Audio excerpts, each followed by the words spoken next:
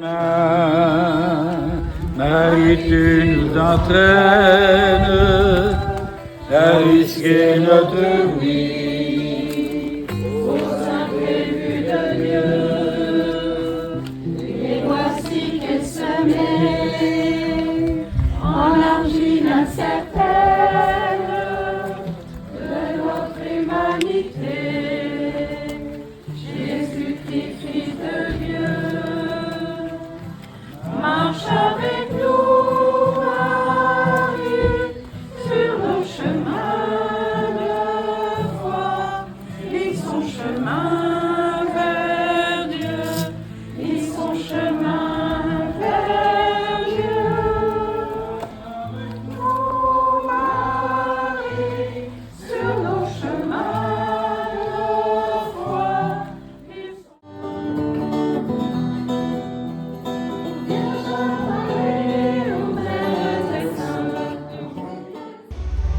Queridos amigos e amigas, bem-vindos uma vez mais a esse nosso encontro sobre o Calvário de Pontchâteau, esse lugar de peregrinação, esse lugar de oração e que serve de meditação para tantas pessoas do mundo inteiro que passam por aqui. Ontem nós começamos a apresentar, a dar as informações sobre esse lugar, mas algumas perguntas aparecem. Por exemplo, a primeira é: por que esse lugar? Como é que Montfort chegou a esse lugar para construir esse Calvário? E nós nos lembramos que Montfort, ele pregou missões em muitas regiões aqui no oeste da França, especialmente aqui nos pequenos lugares, pequenas aldeias e pequenas cidades dessa região. E durante essas missões, ao final delas, Montfort sempre construía um Calvário, ou pelo menos se colocava uma cruz. Em 1709, entre 1709 e 1710, ele, junto com a população, decidiram construir aqui este Calvário com a finalidade de concluir a missão que se havia realizado. E a participação era massiva, muita gente que ajudou a construir aqui, se diz em torno de 10 mil pessoas, para poder levantar essa colina, esse lugar.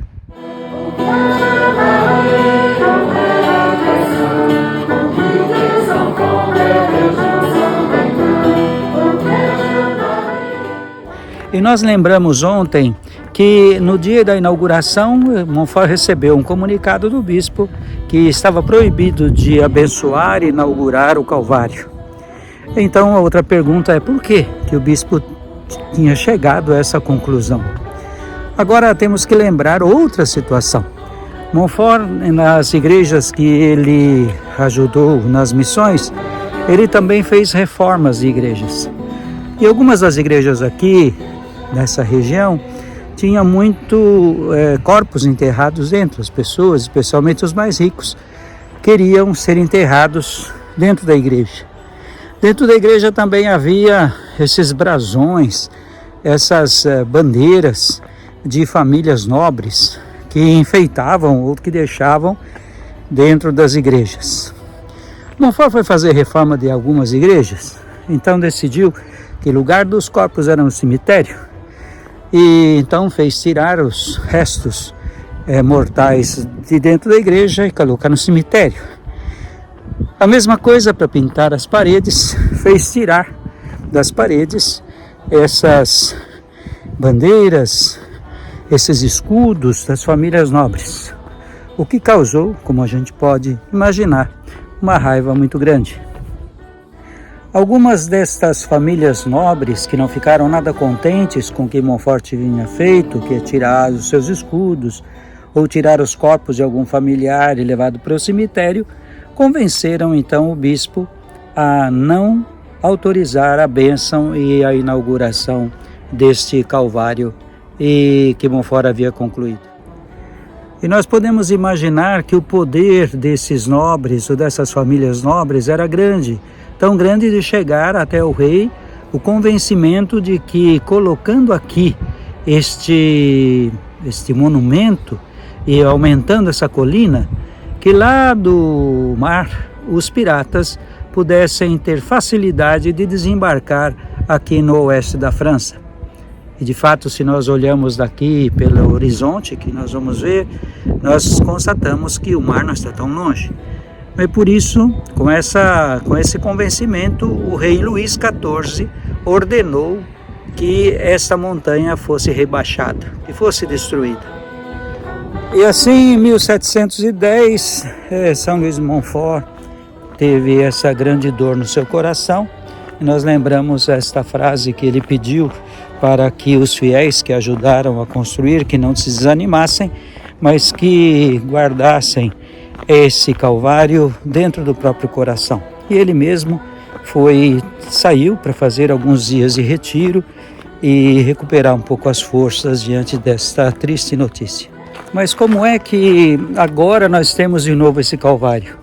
Da onde veio a reconstrução? Como foi que se continuou esse trabalho? E nós temos hoje o Calvário como está.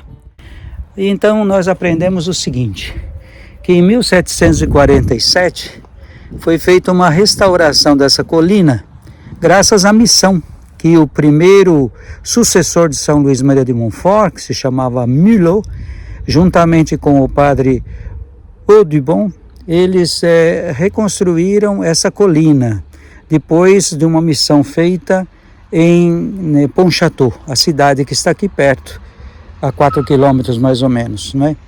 A gente vai ver algumas imagens e algumas lembranças daquele trabalho feito a partir de 1747. Depois, em 1821, houve uma nova restauração, e quem conduziu essa restauração foi o padre François Gouret, que nós vamos ver agora também a sepultura que está aqui na frente dessa capela, que foi o pároco de Pontchâteau. Isso foi em 1821. E foi feita naquele mesmo ano a construção desta capela dedicada a Santa Cruz, que está abaixo da colina onde está o nosso Calvário. Em 1856 houve de novo uma nova restauração da colina com a iniciativa de Dom Jacquemet, que era bispo de Nantes.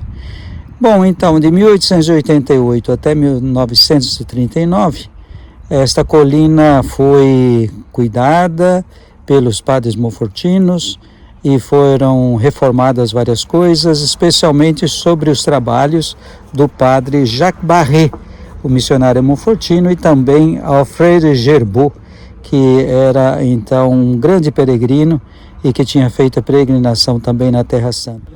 Aqui na frente da capela, que foi construída também pelo padre François Gouret, está a sua sepultura, para lembrar o grande serviço que ele realizou em favor da renovação, seja do Calvário, como também da construção dessa igreja de Santa Cruz.